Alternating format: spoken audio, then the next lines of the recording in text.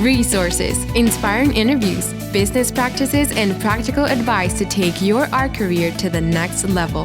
Join Sergio Gomez in today's Artist Next Level and get ready to take control of your career.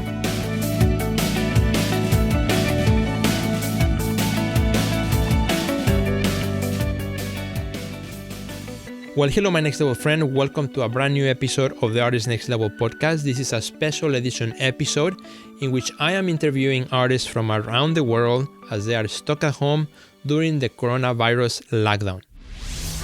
I'm very excited today because we're going to talk about all kinds of things on how artists are adapting again to this online space and how we're transforming our art careers to also function in this virtual space. And with me, we have Kristine Schomaker. She is from LA, and she's an artist, curator, mentor, and publisher. We're going to talk about all the projects that she is involved right now. So stay here. It's going to be awesome. Well, Kristine, I am very happy to have you here in the show. How are you today? I am doing great. Thank you so much for inviting me to be here. I'm honored. Excellent. Well, thanks, Kristine. I know you are in LA, so you're on the other side, on the West Coast. And, we've been following all our friends also in LA area as well. And, the closings over there. And I know it's kind of hard for everybody. Doesn't matter if you're on the West Coast or in the Midwest or in the East Coast, we're all kind of experiencing at different levels, but we're all experiencing this situation. How is it for you guys in LA right now?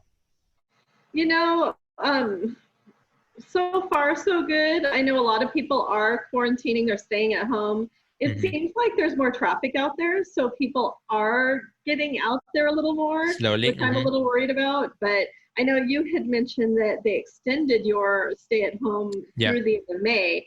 And I'm sure they're going to do that for Los Angeles too. Yeah.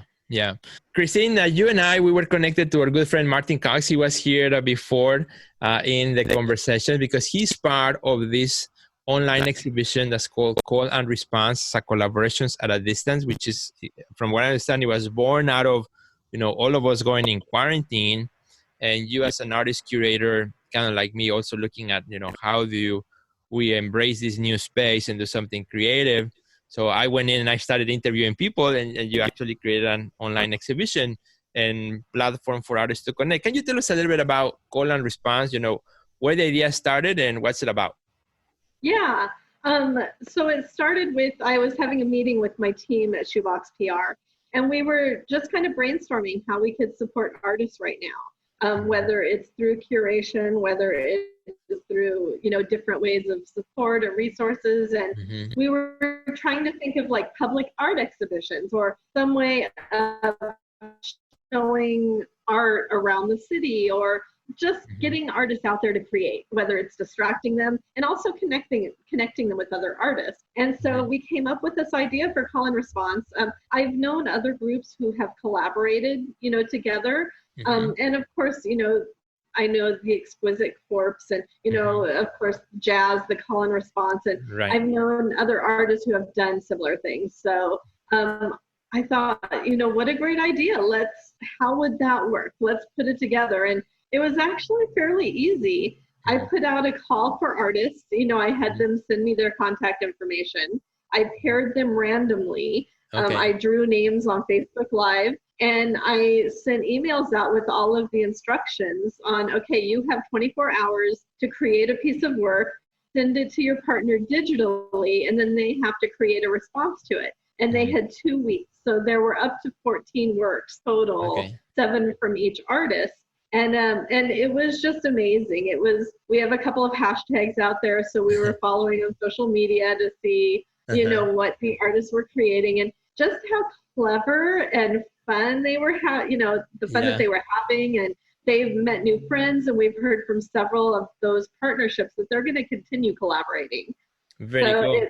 It was exciting to get that going. So how many artists were involved in the project, and is it already, I know it is out because I've seen already the link. So can you tell us a little bit about how our friends can also access the online exhibition, the result of the collaboration?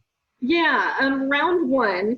So actually we're working on round 2 now. Oh, already great. Yeah, many of the artists said, we want to continue. And so we started with the round 2. I paired the artists randomly. The first round, we had 100 artists total. So there were 50 pairs of artists.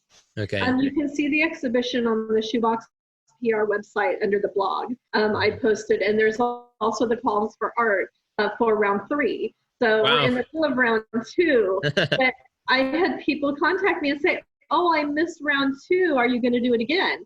I decided to put the call out there. I mean, since we're staying at home, why not? Exactly, you know? Right. Yeah. So, anybody that's watching, if you want to participate, the call is out there for round 3. Very cool. That's exciting. And I think as we spend more time indoors, then we are getting more used to working at distance with each other, where at the beginning, maybe for phase 1, it was still sort of new and everybody was still kind of, in the process of this accepting what was going on right now, versus now, a month later after this whole started, or so, maybe more for others, now they are a little bit more at ease working from home. Exactly. I think, at the beginning for the first month, we were in crisis mode. Everybody was trying to figure out how to survive. And now we're kind of trying to figure out how to thrive, how to sustain and thrive. And so, this is an opportunity to help with Excellent. that. I love that. Definitely. I love that. The artists are thinking differently. I love that. Well, thank you so much for sharing about Callin Response, and we look forward to seeing the next one. So when is and I understand you had an opening for the first one. So will you have a virtual opening for the second one? When is that coming up? Yeah. The opening is, and I need to look at my calendar. That's okay. It is on May 9th, I know. It's on May 9th from 3 to 5 p.m. Pacific Standard Time. And actually, there's a Facebook event for it. So I can send you the links if anybody asks. Excellent. It's going to be on Zoom. And the first one, we had 57 people on Zoom. And what I did was, I was worried that it would get a little chaotic. But it was actually fun. And what I did was I had the artist pairs that were there to talk about their experience. Oh, and nice. Talk about how it helped them, and, what they did together and how they worked together. And it was really, really great. Everybody loved hearing about it and asking questions. And really cool. It went really smoothly. Yeah. Nice. Bring your own wine to the party. Yeah. I said pants are optional. That's right. That's very cool. And I love to see, I have attended a few events from different galleries and museums, and everybody's trying to figure out how to best run their things. Some of them have them all muted, where you go and everybody's muted. Some of them are open, so you can come and start chatting. Others have it in almost like a webinar mode. So it's everybody's kind of finding their way of bringing people to their virtual home in that sense. Exactly. So that's exciting. So tell me a little bit about some of the other things that you do. So Callin Response is something that was born out of, the current situation, but that's not all you do. I know you are also a mentor, publisher. So tell me a little bit about what is Shoebox PR, which I started following the page as well, and I've seen some of the things that you're doing. Yeah. Shoebox PR, we're more of a support network for artists. So we manage artists. We help them with PR. We help run their social media. We help them get exposure for their work.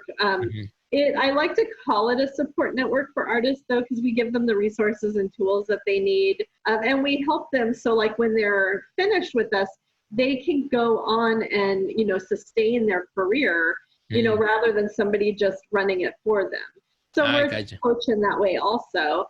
We have artist meetups and studio visits once a month to every couple months. We look for calls for art. We recommend them to galleries and curators. We help them with proposals for solo shows. And right now it's about support. It's making sure that they have what they need, that they're able to be in the studio working, if that's what they need, or taking a break, watching Netflix if they need to. But as long as we want to make sure that we're there for them. And supporting artists in every aspect. That's cool. And how does it work? Is it artists can come in at any time, or there's a time frame in which people can come in and go through that? How does that work for we normally, it's kind of on retainer. And we do 6-month contracts. Some of our artists have been with us 3 or 4 years now, and we just added some new packages because of what's going on, and because everybody's finances are all over the place right now. So we want to be able to help and offer, like different packages to be able to do that. But it is mostly on retainer. Awesome. And where can our friends find that? So I'm going to make sure I put a link under the video. Oh, sure. Shoeboxpr.com. And also you guys have an Instagram page as well, right? Which is shoeboxpr. Yeah, it's shoebox_PR. Okay. Somebody's already taken shoebox PR. Okay, well, the good one, the one that we are talking about is the one _PR. Yeah. Official. All right. And tell me also about the publishing, which also you are doing. Yeah. So my degree is actually in art and art history, studio art and art history. Mm-hmm. And, I've taught art history at the college level. I taught, modern and contemporary art history, feminist art history. And so I wanted to be part of that continuing conversation outside of just being an artist. Mm-hmm. I go to openings all the time. I see shows, or I was seeing shows all the time. Right. And also doing PR, I realized there's not that many publications out there for artists, supporting art events. There's a few, but I wanted to be part of that conversation. So I started Art and Cake. It's artandcakela.com, which is my online art magazine. I pay writers, we've actually slowed down a lot because of what's going on. But I was paying writers to review exhibitions, to do artist profiles. I would do a weekly art calendar of events that were taking place. Openings and shows, anything to another way of supporting artists. And it's focused on underrepresented artists, artists of color, women artists, gender fluid artists, artists that aren't noticed and written about, and even alternative spaces and independent spaces and, collectives. And very cool. I want to be able to give them the attention. So, Kristine, we're running out of time, but I want to ask you one last question, which, you would be what, we consider, an art insider, like me. We are very involved in the gallery world and also helping artists and working and doing all these things. So, as you think about the world, the art world post, coronavirus, post-pandemic, what are some of the things that you think will be the biggest changes that maybe you're thinking about or you are seeing? Nobody knows, of course, right? That's uncertain, but what are some of the things that you are thinking as the art world changes when we are out of this situation? That's a really good question. I think that we won't have as many art receptions because people, at least for a while, because people will be afraid to be in larger groups. So I think maybe people will go out and see art more during the day when there's less people around. And I think that'll be true for the public too. Everybody's been stuck inside. So I'm hoping that, they'll get out there and see art. Yeah. Because that's one thing you can see. Everybody will be tired of Netflix. I know. But I also see community. Community is in Los Angeles. We have an amazing art community. Everybody's so supportive of each other. There's collectives and alternative spaces and, support groups. And, even more so, I think we're already in this DIY art world where artists are creating their own opportunities. I think that's going to happen more so. I know the galleries are also getting together and creating their own communities. There's a new initiative where 60 galleries just joined together in Los Angeles to create, I don't want to call it a union, but it's like this art gallery group where, to support each other. And so I was like, we need to do that for artists. We need a union for artists. So I think, as independent contractors getting some of that stimulus money. So, I think we're going to see more artists trying to figure out, how to get support that way and make it happen. Right. Definitely. I could not agree with you more. I think, that's kind of like some of the things I've been thinking about. I don't think, even after we are out of the pandemic, I don't think we're going to leave necessarily now all these virtual experiences. I think we are going to adapt them now for good as we go back. And so there will now, I think, always be this kind of an enhanced opportunity, both with being totally proactive in physical space, but also having more of these type of things that we have all learned now, this kind of the larger gap of, well, I don't know how to use Zoom, or, well, I don't know how to go on. That's kind of almost getting out of the way as an excuse, because now we are all doing it. And I think that's just going to add more to it. But like, I totally agree. I think I really believe that when this is over and people feel good about going out again, I think people will be thirsty for experiences that art can bring in all areas of art, theater, music, the visual arts. And I think there will be a resurgence. I do hope so. We look forward to see people like you, some of the amazing things that you'll be doing in the future as well. Thank you. Kristine, thank you so much for being here. You've been awesome today. Wonderful and inspiring projects that you're doing. Where can our friends reach out to you, find you on social media? I'm on Facebook and Instagram at Kristine Schomaker, just my first and last name. Excellent. And from there, they can find all your projects as well. And again, in the show notes, we'll have all the links today too. Yeah. Well, thank you so much for being here. You've been so awesome. Hope you have an awesome day. And we wish you, all our friends in California, also be well. And to all our friends who are watching right now, please share this episode with a friend. There's a lot of great resources that were mentioned in this episode. I'm sure your artist friends will also appreciate it. And Kristine and I will be really excited. So have a good day. See you next time. Goodbye.